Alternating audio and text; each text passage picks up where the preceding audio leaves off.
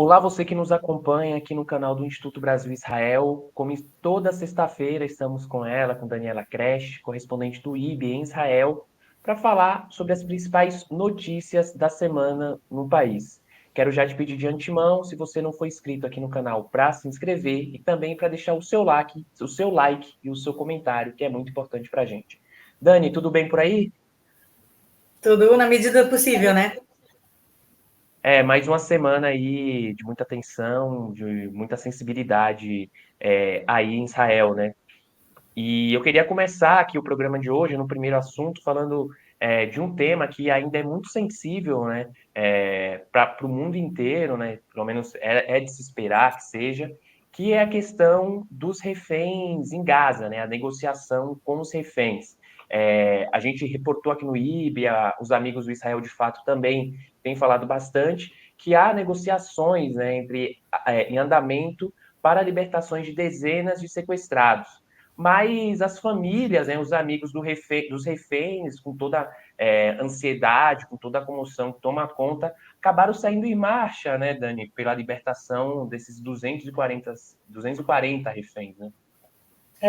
Isso é um daqueles assuntos que a gente só consegue entender as pessoas, as famílias e os amigos que saíram em marcha se a gente tentar se colocar no lugar deles, né? Porque se a gente estiver fora, né, do lado de fora, a gente entende é, a, a, as negociações estarem sendo feitas de maneira muito por debaixo dos panos, é uma negociação complicada com um grupo terrorista, como é que, né, tem várias coisas aí, tem muitas coisas também geopolíticas importantes.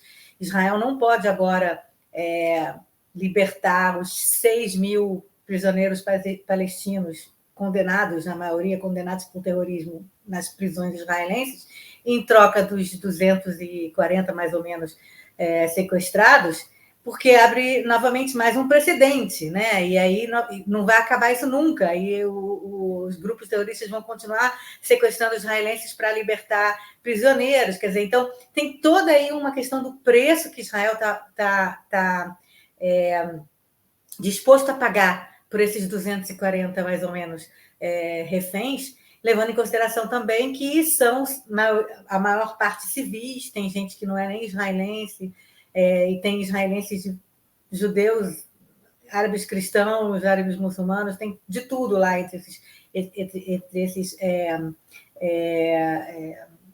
sequestrados, esses reféns, né? Quer dizer, então tem muitas coisas que estão em jogo aí, né? Quer dizer, também Israel não fazer esforços para libertar essas pessoas é uma quebra de contrato muito grande entre né, a cúpula do país e seus cidadãos, né? Quer dizer, existe um ethos aqui em Israel de que ninguém é deixado para trás, nenhum soldado, nenhum civil é deixado para trás. Então, tudo isso tem que ser levado em consideração. E realmente há muito disse-me-disse, não sei o que é fake news, o que não é, muita gente falando e vazando informação de negociações. Negociações que teriam sendo feitas através do Catar, com a liderança do Hamas, para a libertação, a princípio, né, eu tinha ouvido falar em 100 sequestrados, depois desceu para 70, agora já está em 50, com talvez 20 depois, e que a ideia seria que os primeiros seriam crianças, né, idosos, né? A gente tem que lembrar que tem 34 crianças, 35 agora, porque teve uma trabalhadora, parece nepalesa, alguma coisa assim, que deu a luz a uma criança no cativeiro. Então, tem 35 crianças agora, sendo que uma recém-nascida, um bebê de 10 meses e mais 35 crianças até a idade, sei lá, de 12 anos, e 18 idosos com mais de 70 anos. Então, seriam esses os primeiros, mulheres, crianças e idosos. E em troca seria, aí isso que está sendo negociado, em troca seria a libertação de mulheres e também crianças jovens palestinos nas cadeias, não sei quantos crianças tem, jovens, 15, 16 anos, que cometeram atentados terroristas, infelizmente tem, não muitos, mas tem. Então, seria essa a libertação das mulheres. E eles também querem uma coisa que eles... Na verdade, acho que isso até Israel aceitaria rapidamente, digamos assim, mas o problema é que eles querem um cessar-fogo, uma trégua, um cessar-fogo de 5 dias. E isso que eu acho que pega mais, porque Israel não seria difícil para Israel fazer um cessar-fogo agora, principalmente de 5 dias, né? Levando em consideração que o cessar-fogo, o que o Hamas entende por cessar-fogo é se reagrupar para continuar a lutar. Não é aquela ideia de cessar-fogo para vamos negociar aí algum acordo para acabar com a guerra. Né? Quer dizer, não tem nenhuma intenção aqui de negociar acordo para acabar com a guerra. Né? A intenção é sempre nos rearmar para atacar de novo. Então, Israel sabe disso. Israel tem um contingente grande de soldados que também são jovens, 18, 19 anos, 20 anos, dentro da faixa de Gaza. Suas vidas são em risco. Né? Já teve, acho que, eu não sei o número todo, eu posso errar, 40 soldados mortos, uma coisa assim. Eu posso estar errada no número. Não acho, talvez não seja tudo isso. Então, é um risco muito grande ter soldados lá dentro. Tem um momentum também da ação militar, né, dos objetivos que Israel tem, de destruição da infraestrutura, encontrar os reféns, encontrar os líderes do Hamas, matar os líderes do Hamas. Quer dizer, tem todo um objetivo militar. E aí, quer dizer, como é que você vai aceitar um cessar-fogo de 5 dias, mantendo esses jovens lá dentro sem poder atirar, sem poder se defender, sem poder...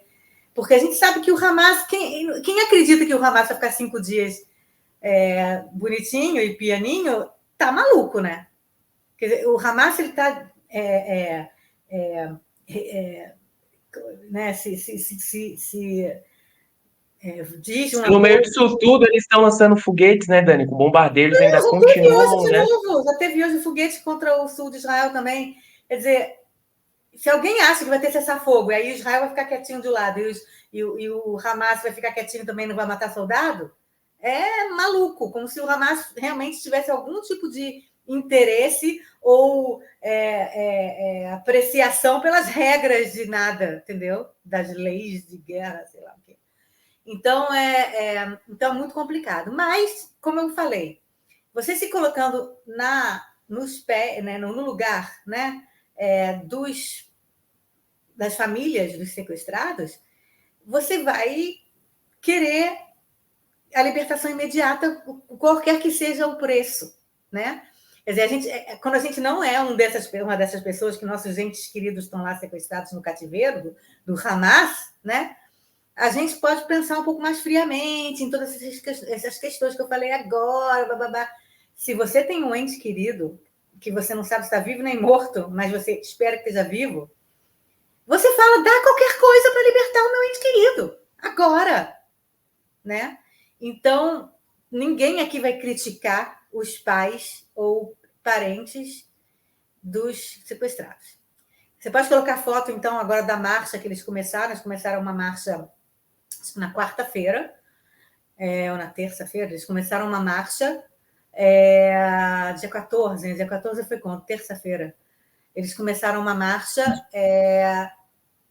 de Tel Aviv em direção a Jerusalém, e a ideia era 5 dias de marcha, chegando na segunda-feira, 14 era segunda-feira, eu não sei mais que dia que é. E a ideia é que 5 dias e chegando em Jerusalém amanhã, sábado. Tá? E começou com, sei lá, centenas de pessoas, já tem milhares, porque eles já estão chegando em Jerusalém, né? Eles estão parando cada dia em algum lugar próximo. E hoje, por exemplo, sexta-feira, eles receberam, porque sexta-feira é como se fosse sábado no Brasil, é um dia que não tem trabalho em geral, né, para muitos lugares, quer dizer, outros têm, mas de manhã trabalham mais, mas é um dia um pouco mais de feriado, de fim de semana. Então, muitos milhares se reuniram a eles nessa caminhada para Jerusalém e criou engarrafamento monstro e as pessoas não estão conseguindo chegar em Jerusalém porque está tudo tomado pela passeata, né, pela marcha. E eu estava ouvindo pessoas falando que estão no engarrafamento e as pessoas falam: estou no engarrafamento, é ruim, mas eu não vou reclamar. Não vou reclamar do engarrafamento, tudo bem, muito ruim, estou aqui preso, mas não vou reclamar, não vou tocar buzina, não vou não sei o quê, reclamar, tá. Não, porque a gente está com eles, né? Quer dizer, está todo mundo... tudo bem, que pode pensar o que é bom, o que não é bom para Israel, novamente, quando você é uma das pessoas lá que tem um ente querido sequestrado, uma criança, um pai, um irmão, um filho, um sobrinho, um amigo, que está no cativeiro do Hamas. Pensa que não é cativeiro de traficante de droga ou de ladrão brasileiro que quer dinheiro. Outro, não tem aqui a menor interesse pela vida humana. Não é, claro que eles estão fazendo com as mulheres lá, entendeu? Tem gente que Então, está sequestrada há quase 10 anos, né, Dani? não, sem contar que tem Pelo 4 pessoas, Hamas. 2 israelenses que a gente acha que está vivo, que estão sequestrados já há um tempão, sem contar corpos de 2 soldados que estão lá também, já desde antes, né? Deu E uma, o Hamas, ele costuma ficar anos com os sequestrados, eles não têm pressa nenhuma. Imagina uma criança de 10 meses que foi sequestrada, que vai sair do cativeiro aos 10 anos de idade. Alguém consegue imaginar isso, entendeu? Então, eles não têm menor apreço pela vida humana, principalmente de judeus, e não judeus, mas que têm, segundo eles, alguma ligação com Israel. Então, eles... imagina esses parentes, pais, mães, irmãos, que não dormem há 40 dias, que estão desesperados, não conseguem comer, não conseguem dormir. Eles formaram um fórum, né? Fórum das famílias... como é que chama isso? Fórum das Famílias e Amigos dos Reféns. Tem um fórum que eles formaram, uma espécie de ONG, e então eles estão indo para Jerusalém. O objetivo é chegar no sábado, talvez no fim da noite, né, depois do Shabat, em frente ao gabinete do primeiro-ministro, para falar com o Netanyahu. Eles querem falar, porque eles não conseguem... O Netanyahu nem falou com eles até agora, né? E, por um lado, a gente pode pensar que as negociações estão debaixo do pano, não pode também ficar falando de negociações nem para os pais, nem para os irmãos, nem para os amigos, né? Entendeu? Porque vai acabar com as negociações. É uma coisa que se faz isso ao nível muito debaixo dos panos mesmo, entendeu? Você não é uma coisa pública que você pode ficar falando e explicando a cada minuto. Acabei de falar com o Qatar e eles falaram com o cara do Hamas, entendeu? Quer dizer, que isso? Não é assim. Mas o que os parentes e amigos querem é saber em que pé que está essas negociações, entendeu? Eles dizem que eles estão indo muito para o exterior, eles foram para Washington, teve aquela manifestação monstra em Washington essa semana em prol de Israel, né, a favor de Israel, e tinha muitos parentes de sequestrados lá também, e eles foram para a Europa, em vários países, semana que vem parece que eles vão encontrar com o Papa. Quer dizer, então, eles estão fazendo uma campanha internacional também, foram na ONU, foram sei lá onde, e eles dizem que eles são muito bem recebidos no exterior para as pessoas que, enfim, perguntam o que podemos fazer por vocês e tal, mas que do próprio governo de Israel eles não recebem respostas. Tá? Eu imagino, assim, que certamente recebem solidariedade de todos aqui, mas imagino que, mesmo que alguém no governo, e certamente sente a dor deles e tudo, não tem como falar e revelar coisas. Então é muito difícil. Quem está fora entende o lado também das negociações, e claro que não tem ninguém aqui que acredite que o governo como um todo, ou que a cúpula do gabinete de guerra daqui, que tem gente que inclusive não está no governo, e tem gente do governo que não está no gabinete de guerra. Ninguém acha que esse gabinete não dá a menor bola para os sequestrados, né? Mas é uma situação muito delicada, realmente muito delicada, e que se você está no lugar das pessoas, né, dos entes queridos, você também estaria fazendo a mesma coisa. Estaria fazendo marcha, estaria exigindo respostas.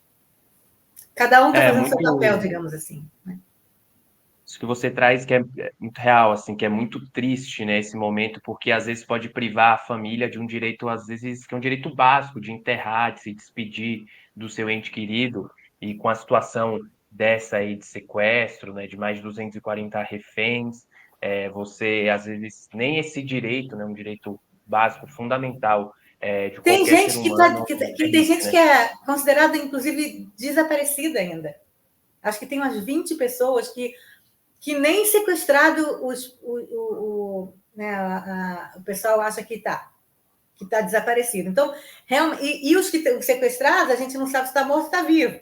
Então, realmente, as famílias estão completamente no ar, não sabem se Tem a seus história entes da queridos. Vivian, né? Da Vivian Silver, que achava que ela estava sequestrada, né? Enfim, da ativista dos direitos humanos em Israel, e na verdade, infelizmente, ela foi encontrada morta, carbonizada, né, Dani?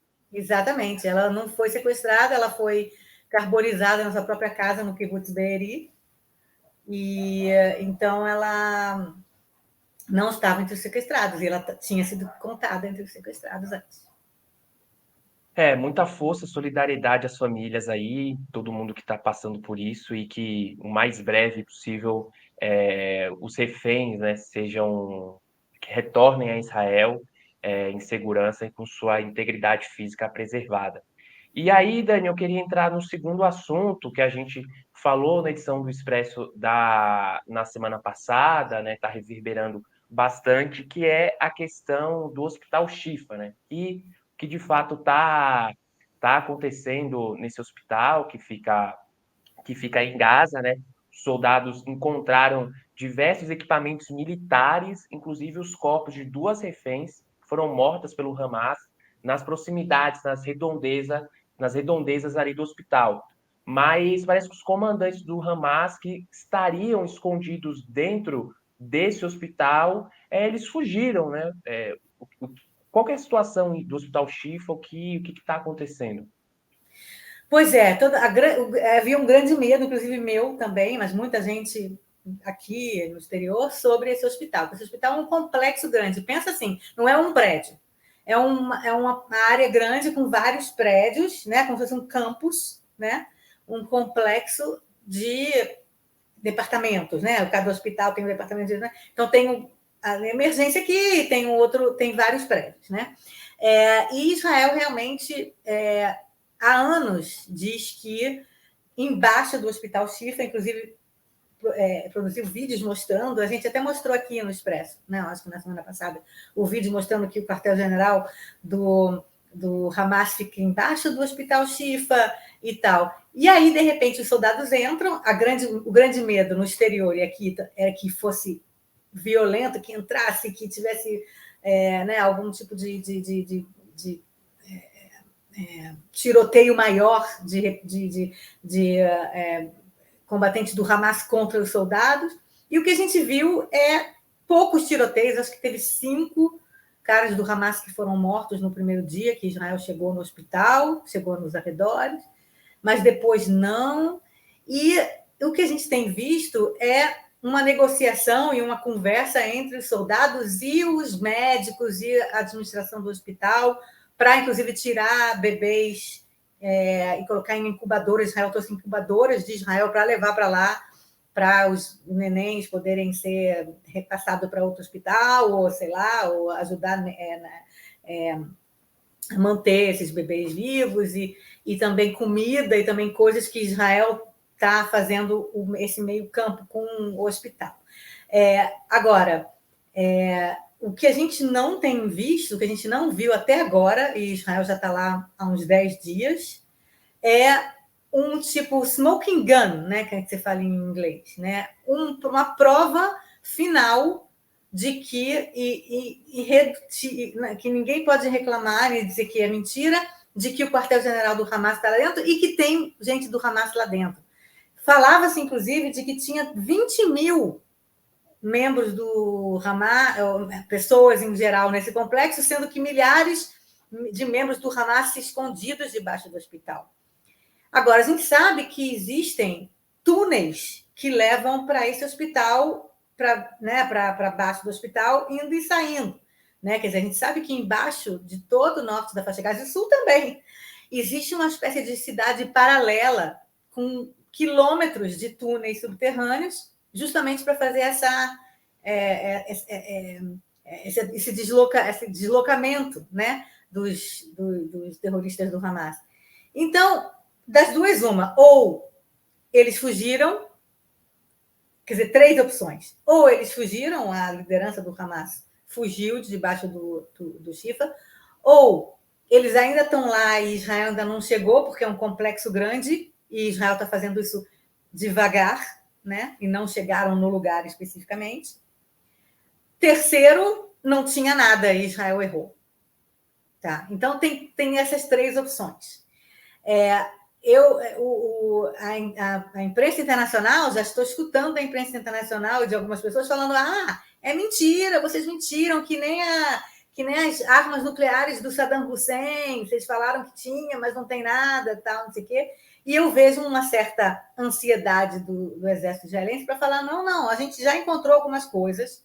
E aí a imprensa internacional falando: não é o suficiente. O que vocês encontraram não é o suficiente para mostrar que esse hospital está, não sei o que, bababá. Então, novamente, de novo, é aquela guerra midiática que acontece paralelamente à guerra verdadeira, né? A gente não sabe o que está acontecendo lá realmente, se o exército israelense está atuando embaixo do hospital e a gente não está sabendo, tá? Porque, inclusive, a internet também às vezes não funciona de propósito, tal e tudo. A gente não sabe o que está sendo realmente realizado lá dentro e a gente não sabe até que ponto que tem gente lá do Hamas que saiu fingindo que é civil e está em cima, porque eles não usam, eles nessas horas não usam uniforme, né? Então você não sabe quem é civil e quem não é. Então tem muitas coisas que a gente vai saber no futuro do que está acontecendo no Hospital Shifa nesse momento. O que a gente sabe nesse momento é aquilo que você falou. Israel encontrou os corpos de duas reféns no complexo, dentro do complexo, tá? Uma delas era uma mulher chamada Yehudit Weiss, de 65 anos, que ela foi encontrada morta no complexo do hospital.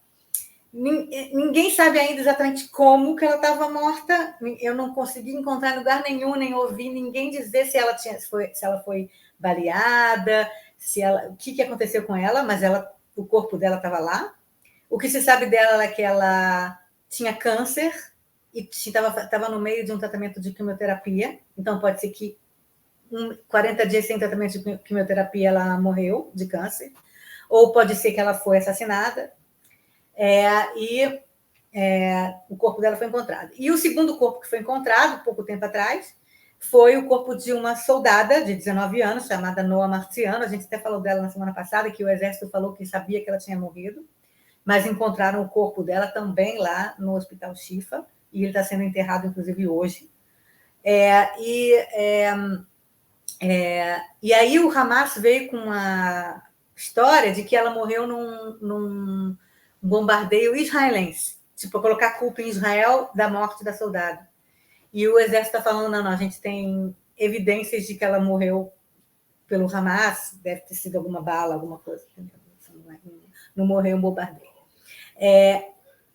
A gente tem isso, e a gente tem também alguns vídeos que estão saindo do hospital da assessoria de imprensa do Exército. O Exército tem eles chamam de porta-voz, né? A gente diria mais assessoria de imprensa.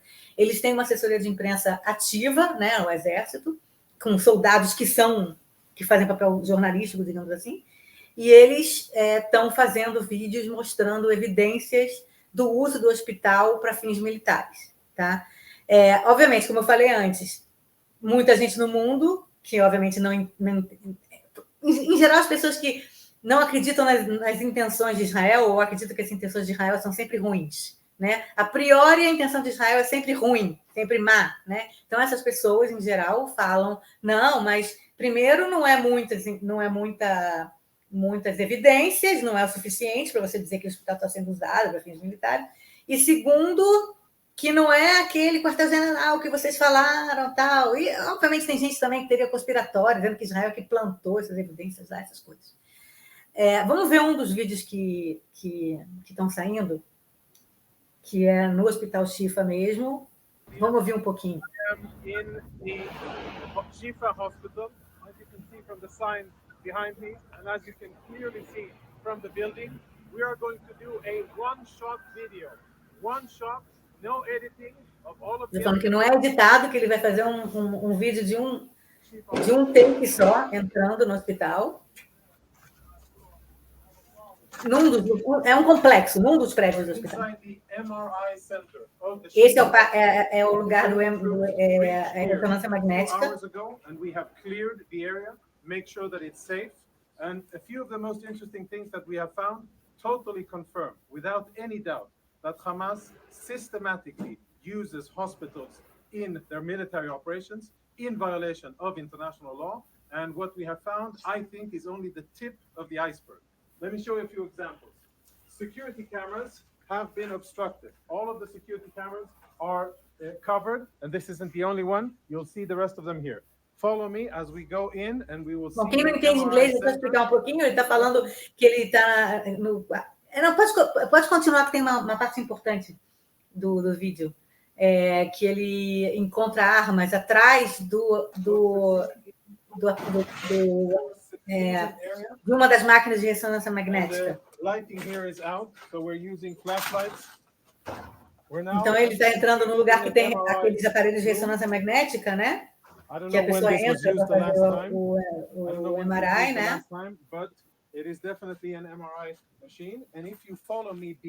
E aí, atrás dessa máquina de ressonância magnética, ele encontrou armamentos. In military terms, this is a grab bag. Grab and go of a Hamas combatant. É uma bolsa de combatentes do Hamas que eles pegam a bolsa para levar para operações. Military equipment. Então tem equipamento militar dentro dessa bolsa. There are cartridges, ammo, there are grenades in here, of course, uniform, and all of this was hidden very conveniently, secretly behind the MRI machine. Tá, pode parar agora, então. Então, aí ele mostra que tinha equipamento militar escondido numa das áreas de ressonância magnética desse departamento e tudo. E aí, isso é um dos vídeos que estão saindo, né? Mostrando evidências de uso militar do hospital. E, novamente, para muita gente não é o suficiente. É muito pouco, alguém passou lá, deixou a bolsa, mas não é, na verdade, não é uma coisa sistemática, não acontece muito. O que é conspiração, o que é um teatro, né? Parece o pessoal da Terra plana que fala que a NASA montou um estúdio e fingiu o que eu acho engraçado é o seguinte, tem gente que fala, não, é teatro. Israel, isso é tudo teatro, isso não é lá nem em Gaza, isso é tudo teatro, Israel está fingindo, colocaram lá, plantaram essas armas lá. E aí, ao mesmo tempo, essas mesmas pessoas dizem, não tem arma nenhuma lá. Não tem arma, não tem uso militar do hospital. Quer dizer, tem arma, Israel plantou, ou não tem arma nenhuma? Escolhe a sua versão. As duas ao mesmo tempo não dá. Né? Então, mas as pessoas fazem uma acrobacia mental, né, muito grande para, no final das contas, sempre culpar Israel por tudo. Né? A gente sabe que a gente está vendo o que está acontecendo, sem entender que você tem aí uma guerra contra um grupo terrorista que cometeu uma atrocidade impensável até um minuto antes dessa atrocidade e que Israel meio que foi puxada para dentro da faixa de Gaza para essa guerra, sem querer, né? Quer dizer, não foi Israel que começou nem nada. E é claro, quer dizer, eu entendo assim, que no Brasil vocês estejam vendo muitas reportagens de imprensa internacional dentro do hospital, com médicos palestinos tal, e tudo, uma coisa que a gente vê menos aqui dentro de Israel. Né? Eu tenho que ser clara e dizer que realmente em Israel se vê outras coisas, outros conteúdos, né? Conteúdos mais que têm a ver com a visão que Israel tem dessa guerra e do que está acontecendo pelo lado israelense. É claro que também se vê o lado palestino, mas menos do que no Brasil. Acho que no Brasil não se vê o lado israelense, né? Ou menos. Então eu acho que eu tenho que ser clara nisso também. Quer dizer, que os israelenses não veem as crianças palestinas morrendo e os não sei o que reclamando, tal, não sei o que, eles não veem muito isso. Né? Eles veem mais o lado israelense, o que eu acho que é normal numa guerra. Você está numa guerra contra o inimigo, você vai ficar vendo isso e buscando as informações sobre as vítimas do outro lado da guerra, que você está lutando contra eles, contra ela, né? contra o outro lado da guerra, está lutando contra o outro lado da guerra. Quer dizer, você exigir que os israelenses tenham empatia com os palestinos, e tem, mas exigir que seja uma empatia, meu Deus, coitado dos palestinos, e vice-versa, exigir dos palestinos que tenham empatia por Israel, pelos israelenses, é muito difícil nesse momento. Entendeu? É um momento de guerra, os dois lados estão lutando um com o outro, vão ter menos empatia pelo outro lado. Podem até ter empatia, mas vão ter menos empatia. Então, é o que eu digo, né, em relação a isso. Então, o que na verdade está acontecendo no Hospital Shifa é isso, a gente não sabe tudo o que está acontecendo lá, a gente sabe que há evidências do uso militar, algumas pessoas dizem que não é suficiente, né? Mas realmente a verdade é que a gente não viu ainda imagens daquele quartel-general, que todo mundo fala, né, 10 anos tal, que tem dentro do Hospital Shifa, mas pode ser que Israel ainda não entrou em tudo, como eu falei, é um complexo muito grande, e o próprio Netanyahu deu uma entrevista ontem na NBC americana falando que Israel está fazendo as coisas muito devagar lá dentro, justamente para evitar vítimas civis dentro do hospital. Quer dizer, então o mundo exige que Israel mostre provas de que tem o quartel-general lá dentro, mas devagar para não matar ninguém. Só que devagar não matar ninguém, os caras fugiram, provavelmente. Entendeu? Então, é muito complicado, como sempre, Israel está numa posição delicada. E esse antissemitismo muito forte, né, Dani, nessa retórica aí, que, mais uma vez, né, coloca os judeus e Israel como conspiracionistas, como tudo uma grande fake news ali, e que É engraçado, né? Os judeus em Israel é que são conspiracionistas, não é as pessoas que ficam inventando coisa depois que assistem alguma coisa que Israel publica ou fala, e aí inventam. Não, na verdade, eles fizeram não sei o quê. Isso não é teoria conspiratória. Teoria conspiratória é só... nem quero entrar, porque eu fico nervosa. Seguimos, né? E aproveitando aqui, já entrando no terceiro e último assunto do programa de hoje, que é a questão dos combustíveis, né, em Gaza.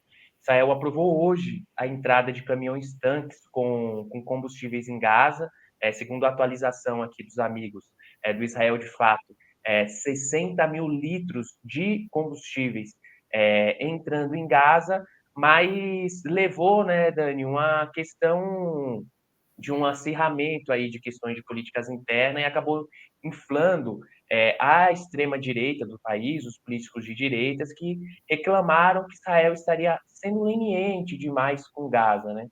Por que Israel aceitou a entrada de combustível, né? Então, acabou gerando esse debate interno aí também, né?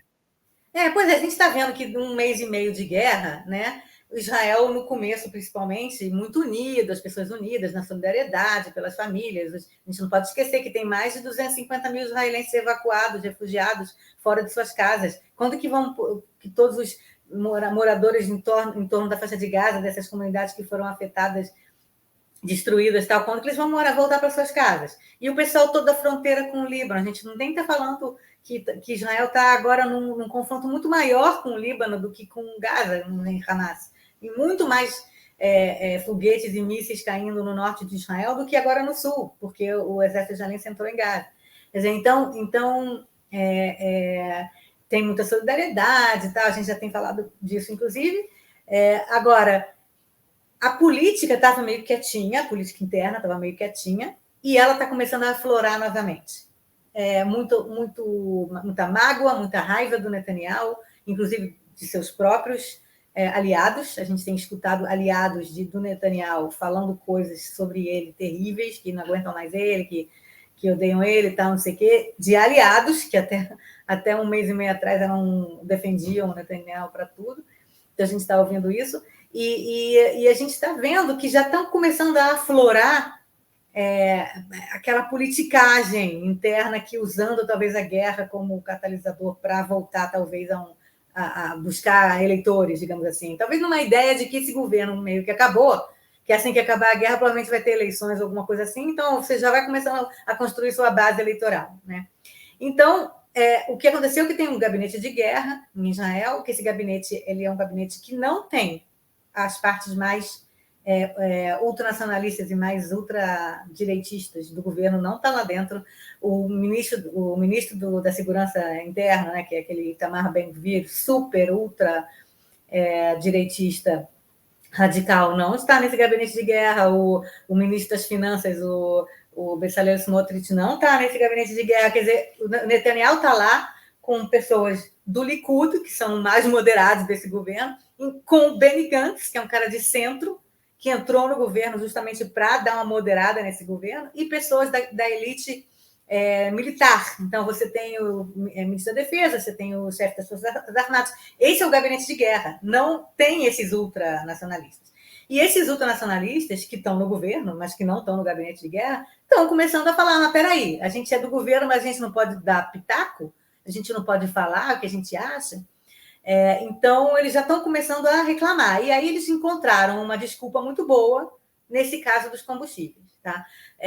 O Israel, quer dizer, o gabinete de guerra aprovou unanimidade a entrada de combustíveis, que foi, na verdade, um pedido dos Estados Unidos, um pedido da ONU, né? E também um pedido do próprio Shin Bet, do Sherut HaBitachon, do Serviço de Segurança de Israel, com informações de que realmente é necessário para hospitais, para lugares da ONU, para evitar problemas humanitários em Gaza maior do que já tem lá, né?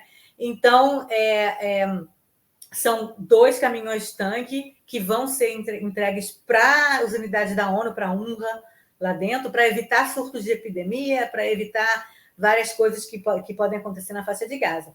E o gabinete, como eu disse, aprovou por unanimidade, né? Foi, na verdade, uma recomendação do Serviço de Segurança, mas recomendação do Exército para que deixasse entrar esses combustíveis. Mas, obviamente, é uma boa desculpa para o pessoal extrema-direita, aproveitando a raiva e a mágoa que muitos israelenses estão de Gaza e dos palestinos de Gaza e do Hamas, porque tem muitos israelenses que falam então, esses palestinos matam todo mundo mesmo. Tem! A gente é um país com pessoas de todos os tipos que falam todas as coisas, tá? Boas, ruins, independentemente do que você pensa. Vai ter gente que vai falar o contrário do que você pensa. E vai ter gente que vai falar a mesma coisa que você pensa, tá? É um país normal, não é homogêneo, como a gente fala dos judeus no Brasil também, não é um grupo que fala a mesma coisa, cada um pensa diferente. Então, onde tem 2 judeus, tem 3 opiniões, né? A gente sempre diz. Então, imediatamente o ministro das Finanças, né, esse Bezalel Smotrich, que é super, super extremado, de extrema-direita, falou que é um absurdo, que tem que parar com esse escândalo de mandar combustível para eles, que tem que ter gente da extrema-direita no gabinete de guerra, tá? O ministro da Segurança Nacional, Itamar Ben-Gvir, falou que é uma concepção errada, que os reféns não foram visitados pela Cruz Vermelha, então não faz sentido fazer gestos humanitários ao inimigo, tá? Esse é o discurso. Um parlamentar do próprio Likud, mas esse parlamentar é considerado um dos mais radicais dentro do Likud, e disse que essa preocupação do mundo com a existência ou não de combustível de internet, e a preocupação nossa com isso mostra que nós não aprendemos nada, que somos humanos demais, que tem que mesmo queimar Gaza. Tá? Um cara do próprio Likud falando isso.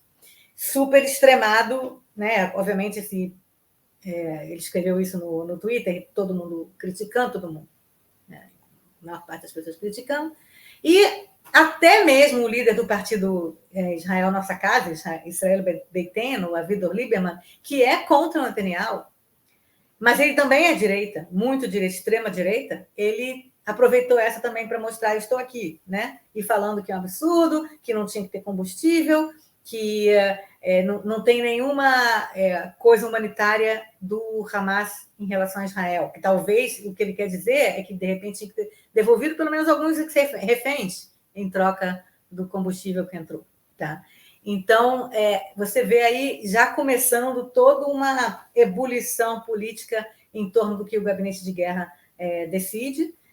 Talvez, como eu disse, com aquela impressão de que esse governo terminou e que a guerra está entrando numa outra fase, que é uma fase um pouquinho mais morna, né? Uma fase que, de repente, pode durar algum tempo, mas ela não é uma fase de vamos lá entrar, não sei o quê. Quer dizer, isso já passou, né? A fase agora é uma fase de manutenção da guerra, de coordenação da guerra num outro nível, e que esse governo provavelmente não vai sobreviver a essa guerra. Então, talvez uma movimentação já da direita para arrebatar eleitores para o day after. Cenas para os próximos capítulos, né, Dani? A gente segue acompanhando aqui as movimentações disso, né? Tudo que a gente falou aqui, a questão dos reféns, do hospital, e como que vai se desdobrar aí tudo que se deu, né, a partir dessa entrada dos combustíveis em Gaza. Então, com isso, a gente vai chegando ao fim de mais uma edição aqui do Expresso Israel. Mais uma vez, peço, se você não for inscrito aqui no canal do IB, para se inscrever em nosso canal, também para deixar o seu like aqui no vídeo e o seu comentário, porque é muito importante para a gente. Dani, muito obrigado pelo programa de hoje. Obrigada, João. Obrigada a você. Obrigada a todo mundo que chegou até o fim. E a gente se vê na semana que vem. É isso, até semana que vem. Um abraço e tchau, tchau.